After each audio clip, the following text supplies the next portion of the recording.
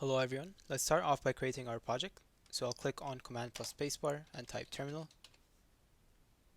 If I do ls, I can see that my projects directory is there, so I'll go into it, cd projects, and then I'll create a new project by typing Flutter, create, and then Pokédex, which is the name of the app. This creates a directory for me, and then I can go into it, so cd Pokédex, and then open it in VS Code using code dot.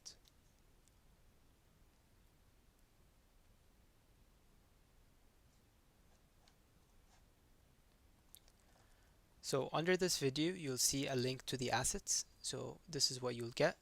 So you have a folder called assets. It has the Pokemon font, and it also has images. So this you'll see the device image.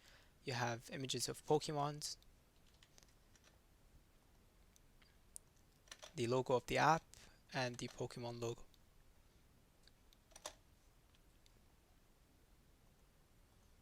Now we'll drag and drop this folder directly into our project in the root directory, and we'll say copy folder.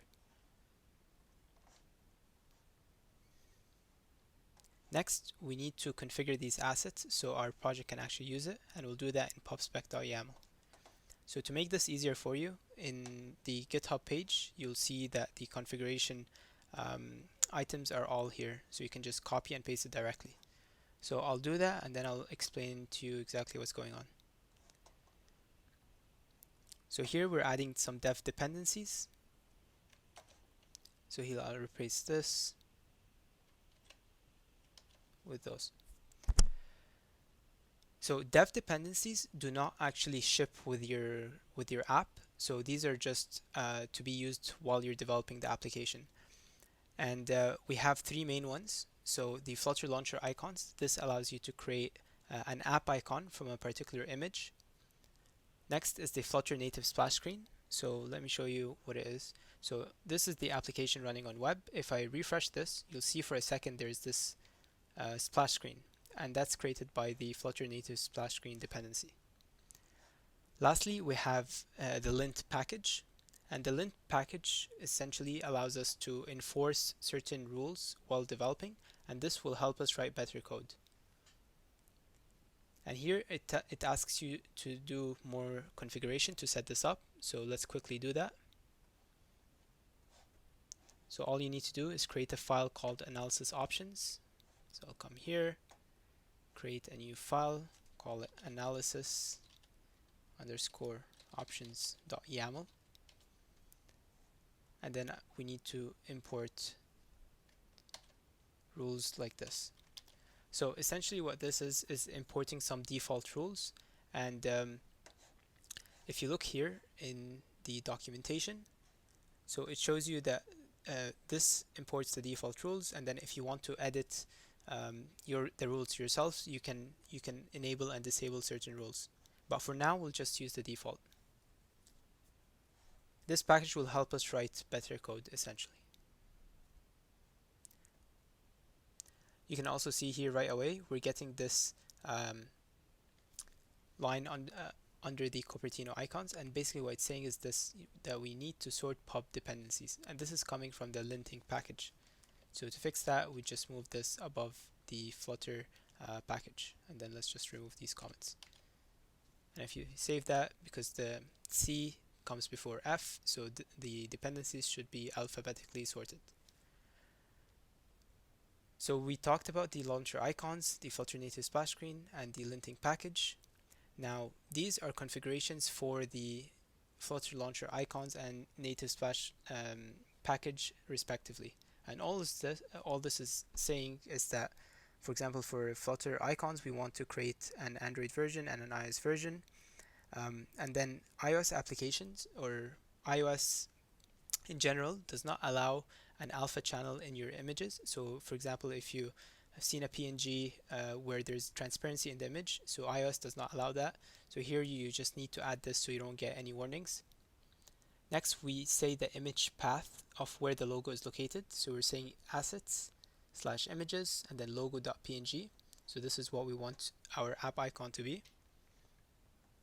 And the adaptive icon background and adaptive icon foreground, What this will do is that if the icon is on Android, usually different Android phones have different icons. So some icons are a circle, some icons are a square. So what this will do is fill the entire space with that icon. Next, we have the Flutter native splash screen. So you give it a background color. So basically what we're saying is that the background color is this red color right here, and then the image in the middle that is displayed on the splash screen is located there, and then we're saying, hey, let's create this for Android and iOS. Lastly, we need to configure the assets themselves, so the font and the images. So for that, let's copy this and then come here and under this, we'll just paste it. So make sure that the indentation is correct, because if the indentation is wrong, this won't work. So what we're doing here is we're configuring assets and images. So the images inside the assets. So we're saying everything under the images directory, everything under the images / large directory, and everything under the images / small directory. Next, we're configuring the font like so. So saying the font family is called Pokemon, and then for fonts we have the font is located under assets, fonts, and then Pokemon-regular. So this should cover all the configuration steps.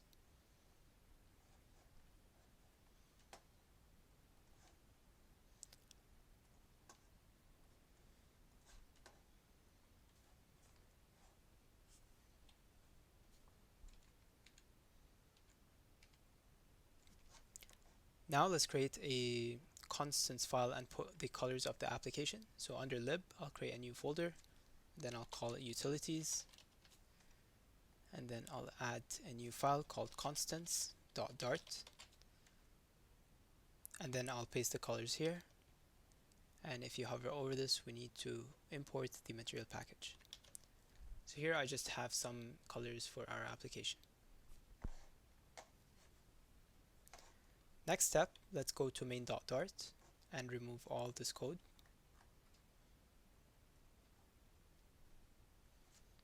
So we'll start off by creating a stateless widget. So I'll do STL and then enter, and then I'll say Pokédex, and then I'll replace this with Pokédex. So right away we have this underline, which is coming from the linter. It's saying prefer const with constant constructors. So it's basically saying to add const here.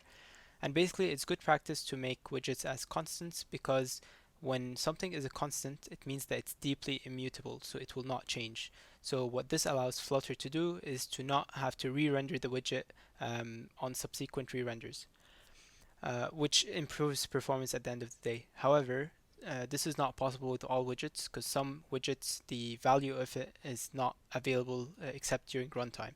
So whenever it's possible to have const, you should use const, but a lot of times you will not be able to use const. Now here, since this widget is empty, we are the linter is asking us to add const, but once we add more stuff here, it will no longer be a constant. Now if we check the widget test file, we can change this to Pokédex, and let's add const as well at the beginning, which might change later. So here let's add material app. You're saying add the const as well. Then I'll say scaffold,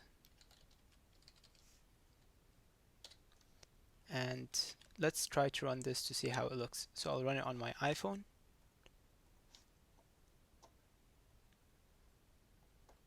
and I'll also run it on Chrome. So I'll come here and say run without debugging.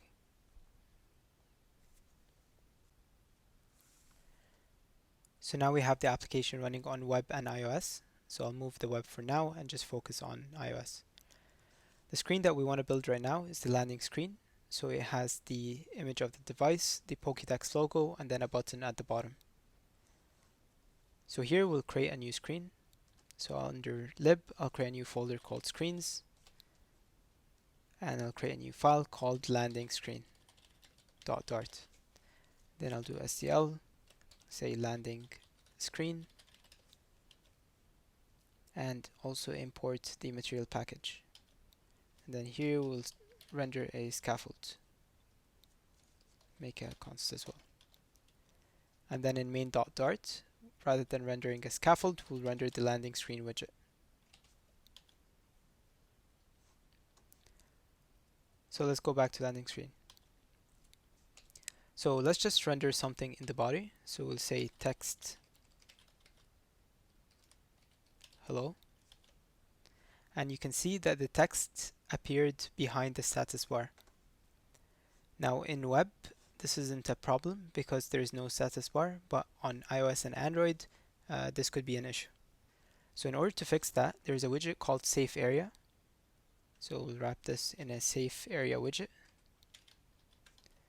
And this will make sure that the content is rendered within a visible part of the screen. So this includes the status bar at the top as well as this bar at the bottom.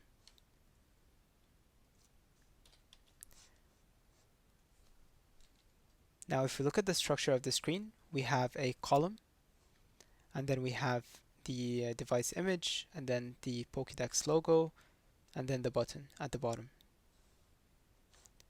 So we'll start off by creating a column widget, and then we'll have an array of children, and right now it's giving me an error because this is now no longer a constant, so I can remove that. And let's also add a comma here.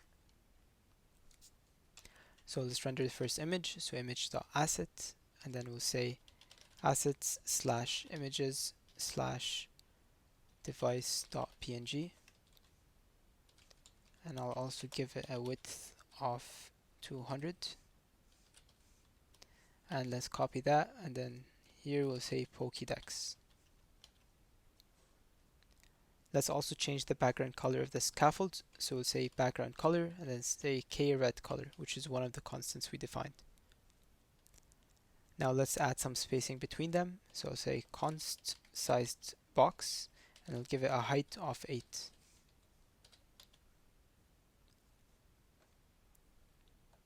Now we also want the column to take the entire width of the screen, so let's wrap the column with the sized box widget, and then we'll give it a width of double.infinity.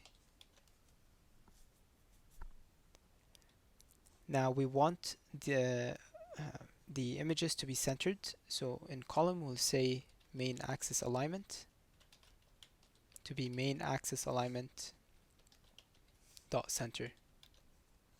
So I want this to be a bit higher, so I'll add the size box at the bottom. So I'll say const sized box, and let's give it a height of 64. Now let's also add the button at the bottom. So this is a property of the scaffold. So we'll come here, and then we'll say floating action button, and then we'll say floating action button dot extended, and then this takes in a callback and then a label, and this label is of type widget. So we'll say text and then say get started, and we'll make this a const.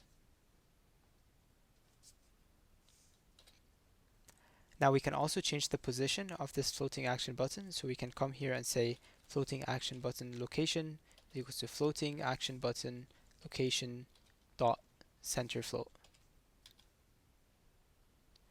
So let's change the background color of this button, so I'll come here and say background color is equals to colors.white, and then this button right here, the text, we want to change it to black, so say style text style, and then color is equals to colors.black. Now whenever we click on this button, we want to go to a new screen, and the other screen will be a list view, and it will render all the Pokemons.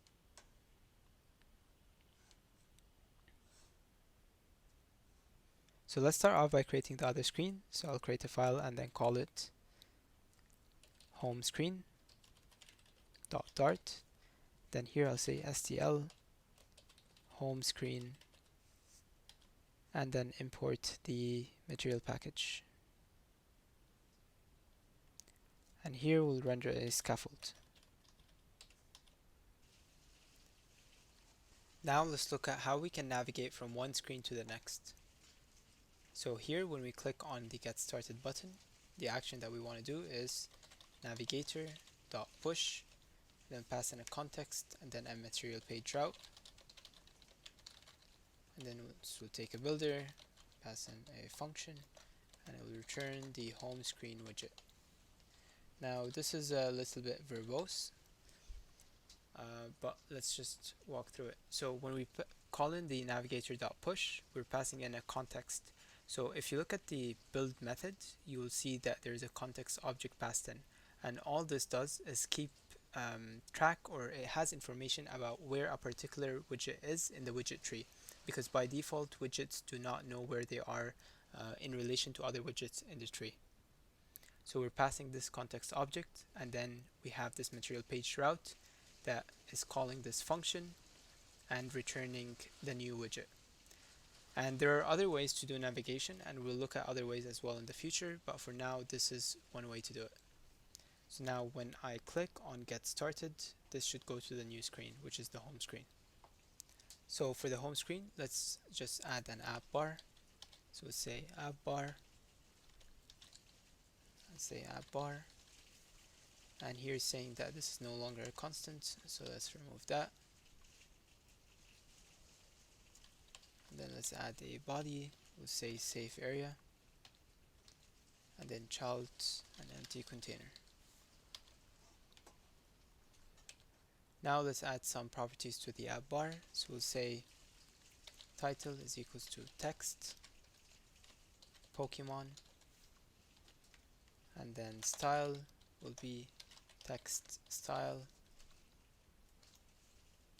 font family will be Pokemon, and then the color will be colors.black. And let's make this a const. Now here on iOS by default it's shown in the middle, but we want to make it to the right. So we'll say under app bar, center title to false. Now let's change the background color of the app bar. So here we'll say background color is equals to colors.transparent. And you can see here now it's just showing the shadow. So to remove that, we'll say elevation equals to 0. And now the back icon has a white color. So in order to change that, we can come here and say icon theme is equals to icon theme data, and then color to be colors dot black. And let's make this a const.